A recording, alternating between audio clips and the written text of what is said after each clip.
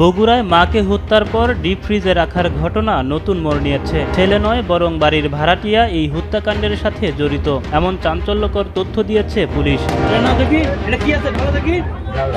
গত 10 নভেম্বর বগুড়ার দুপচাচিয়ার জয়পুরপাড়া এলাকায় নিজ বাসার ডিপ ফ্রিজ থেকে উম্মে সালমা খাতুনের মরদেহ উদ্ধার করে পুলিশ। হত্যাকাণ্ডের দুদিন পর ঘটনার সাথে ছেলে সাদ বিন আজিজুর জড়িত বলে দাবি করে র্যাব। প্রথম আইডেন্টিফাই করে বাসায় ঢুকে যে তার মাকে পাওয়া যাচ্ছে না, পরে তাকে আদালতের মাধ্যমে কারাগারে প্রেরণের পাশাপাশি রিমান্ডে নেয় পুলিশ।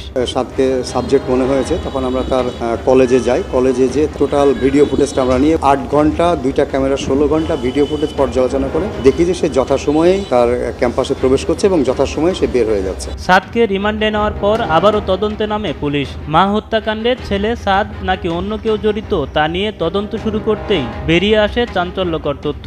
সন্দেহের তীর যায় নিহতের বাড়ির ভাড়াটিয়া মাবিয়ার দিকে। এই যে মাস্টার মাইন্ড ছিল সেটা হলো মাবিয়া খাতুন, একজন ওই বাসার ভাড়াটিয়া, আর তার 2 জন সঙ্গী ছিল, একজন হলো মুসলিম আর একজন হলো সুমন। জানা যায় ওই বাসা ভাড়া নিয়ে অনৈতিক কাজ চালিয়ে যাচ্ছিলেন অভিযুক্ত মাবিয়া। বিষয়টি আঁচ করতে পেরে মাবিয়া আক্তারকে বাড়ি ছাড়ার কথা জানায় নিহত উম্মে সালমা ও তার স্বামী। সেই ক্ষোভ থেকেই এমন হত্যাকাণ্ড কিনা তা খতিয়ে দেখছে পুলিশ।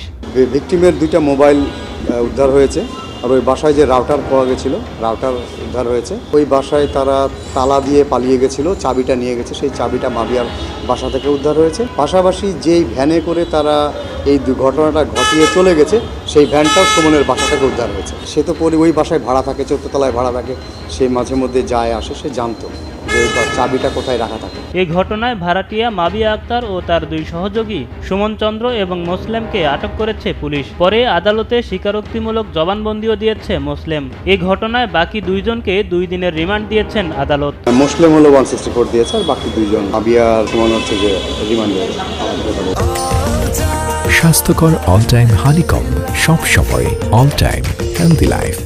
এদিকে ঘটনার আসল রহস্য উদ্ঘাটন করে দোষী ব্যক্তিদের বিরুদ্ধে প্রয়োজনীয় আইনগত ব্যবস্থা নেওয়ার দাবি জানিয়েছেন নিহতের স্বজনরা। দুপুরবেলা যখন এই নিউজটা ছড়ালো, আমরা সবাই সব, কারণ আমাদের কখনো এটা কল্পনাও করা কঠিন যে আমার নিজের ভাই, আমার মায়ের সবচেয়ে প্রিয়, সে এমন কাজ করতে পারে।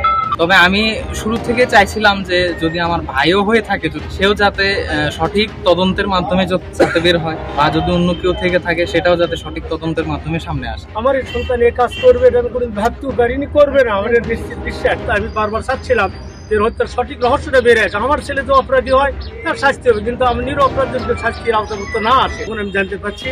এতে আমি অত্যন্ত সন্তুষ্ট। আমি স্থানীয় প্রশাসন কেমন ধন্যবাদ জানাই সঠিক তথ্য বের করার জন্য।